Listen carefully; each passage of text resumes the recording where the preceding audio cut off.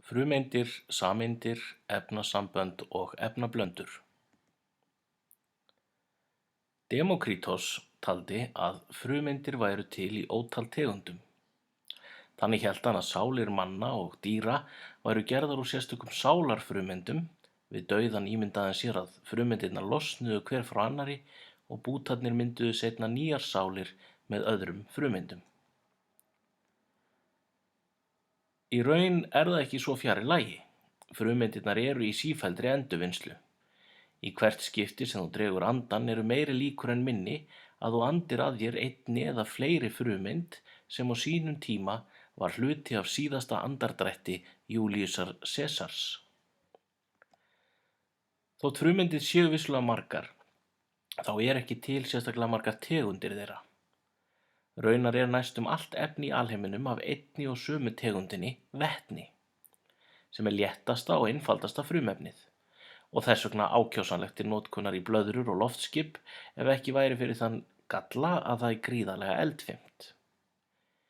Í raun og veru eru öll önnur efni en vetni og helín, sem næstléttasta frumefnið, af svo verulega skornum skammti að meira og minna allt efni sem þú ert búinn til úr þurfti að framleiða sérstaklega. Efnin sem mynda kjöt þitt og blóð eru leifar af sprengistjörnum sem sprungu fyrir milljörðum ára og þeyttu stórum og flóknum frumeindum út í geim. Agnarlítið brot af þeim safnaði saman á þessum hnetti sem við köllum jörð og hefur þar haft á milli 4 og 5.000 milljón ár til að raða sér saman í þig. Þegar þú deyrð fara frumeindirnar aftur á flakk og mynda nýja hluti, nýjar lífverur og jafnvel nýtt fólk og kannski í fyllingu tímans líf á öðrum hnöttum. En hver skyldi vera munurinn á venjulegu efni sem við þekkjum allt í kringum okkur og frumefni? Jú, heimurinn fullur af alls kyns efnum. Við höfum stál, Coca-Cola, grjót, kjöt og gull, svo eitthvað sé nefnt. Aðeins sum þessara efna eru frumefni. Önnur, mikill meirihluti, eru búin til með því að blanda saman eða festa saman frumefni. Þannig natrín dæmi frumefni, það klór líka, en svo hægt að festa saman natrín og klór og þá ertu með venjulegt borðsalt. Það getur líka hljómað einkennilega, en venjuleg bílvél hefur það hlutverk að kveikja í blöndu af súrefni, kolefnum og vetni, en aðra blöndu af sömu efnum þekkjum við sem sykur. Það borgar sig að byrja á grunninum og átta sig á því með hvaða hætti hægt að smíða efni úr frumefnum eða blanda efnum saman. Fyrst ber að gera greinarmun á frumeind og sameind. Sameindir eru 2 eða fleiri frumeindir fastar saman. Þær geta verið allar úr sama frumefni eða ekki.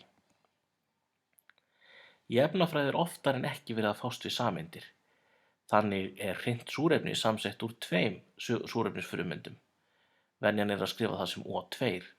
Ef einni súrefnisfrumeind síðan bætt við, fær maður óson eða O3, sem getur verið banvænt mönnum. Dæmi sameind úr fleiri en einu frumefni vatn. Það myndað með 2 vetnisfrumeindum og einni súrefnisfrumeind og það táknum við með H2O. Dæmi flóknari sameind glúkósi, sem ein tegund sykurs. Efnatákn hans C6H12O6. Það þýðir hann samsettur úr 6 frumeindum af kolvetni, 12 vetnisfrumeindum og 6 súrefnisfrumeindum. Hvert frumefni hefur sitt efnatákn sem ákveðið af alþjóðlegum samtökum efnafræðinga. Afar sjaldgæft að rekast á hrein efni í náttúrunni, miklu oftar að ræða efnablöndur. Andrúmsloftið efnablanda. Það sjórinn líka. Þá mörgum efnum blandað saman án þess að þau séu í föstu sambandi hvert við annað. Algengustu efnin í andrúmsloftinu eru þessi. Það nítrógen eða köfnunarefni, sem 78% það bil. Súrefni eða oxygen, sem 21%. Svo argon, koltvísýringur, neon og metan í smærri hlutum. Það skiptir engu máli hvaðan þú tekur sýni af andrúmsloftinu, þessi tilteknu efni munu alltaf finnast í þessum hlutföllum, þó að vatnsgufa geti verið reyndar í mjög mismiklu mæli eins og við vitum eftir því hvað andrúmsloftið rakt. En af þessum frumefnum eru það bara argon og neon sem í stökum frumeindum og fyrir því eru sérstakar ástæður sem verða ræddar seinna. Allt annað eru sameindir. Súrefnissameind inniheldur 2 frumeindir en koltvísýringssameind inniheldur 3. Metansameind inniheldur 5 frumeindir. Metan og koldíoxíð eru efnasambönd, en köfnunarefni, súrefni, argon og neon eru frumefni. Og við sjáum þetta hér á myndinni.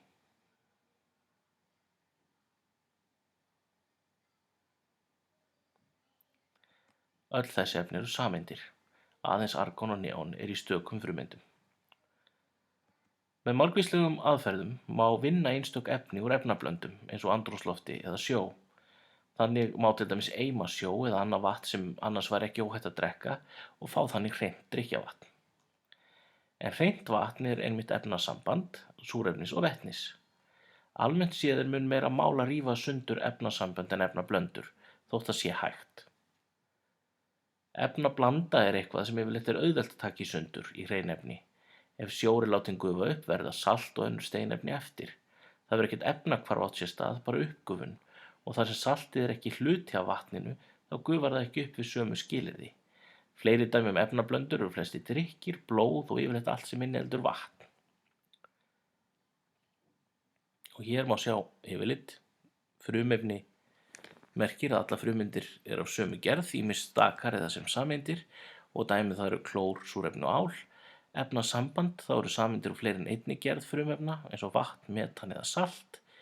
Og svo efnablanda, það er blanda mismunandi efna sem geta verið bæði frumefni eða efnasambönd sem eru ekki tengd saman í sameindir, og dæmi það eru sjór, andrúmsloft og blóð.